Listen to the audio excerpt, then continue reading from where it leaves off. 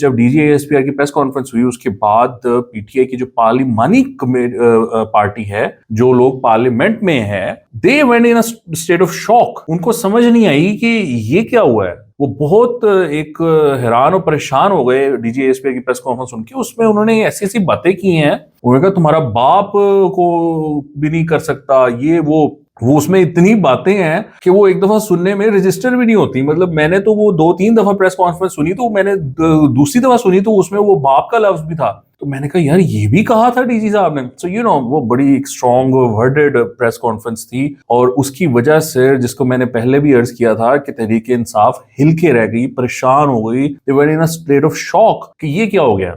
अब उसके बाद दे वेरी क्विकली रियलाइज्ड कि ये तो हमें फारिग कर देंगे, ये तो यहां पर गवर्नर राज लगा देंगे।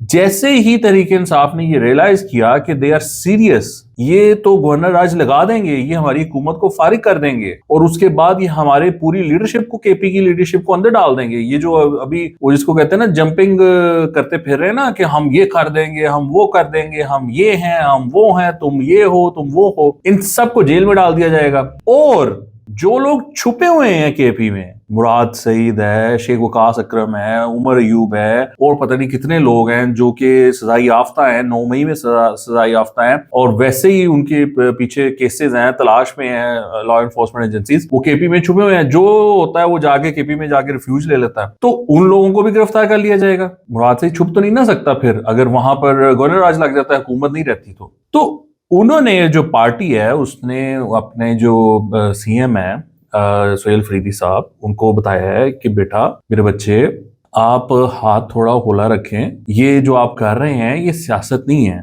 ऐसे सियासत नहीं होती, ऐसे पार्टी नहीं चलती, ऐसे हुकूमत नहीं चलती, ऐसे स्टेट के साथ मामलात नहीं चलते। वो जब बैठे हैं उन्होंने अपने आप में ये बात की है कि हम तो फारिग हो जाएंगे। यानी ये किस किस्म का रिजल्ट है कि जिसमें हमारी हुकूमत भी जाए, हम गिरफ्तार भी हों, हमारे लोग जो छुपे हुए हैं वो भी गिरफ्तार हो जाएं, तो इसमें हमें क्या मिलेगा, पीटीआई को इसमें क्या फायदा। सो उन्होंने, उसके बाद ये हुआ है कि आपस में पार्टी में एक रियलाइजेशन थी, उनको ये बात समझ आ गई कि ये जो डीएस्केलेशन होनी है यहां से, ये हमारी तरफ से होनी है। ठीक है जी, यानी डीएस्केलेशन उधर से नहीं होनी। उन्होंने तो अपने, जिसको कहते हैं ना, तैयारी पकड़ ली है सारी, वो तो तैयार बैठे हुए हैं इस टाइम। अगर हमने इस चीज को रोकना है तो वो हमें ही एफर्ट करनी पड़ेगी, हमें ही झुकना पड़ेगा, हमें ही डीएस्केलेट करना पड़ेगा, और वो फिर उन्होंने किया।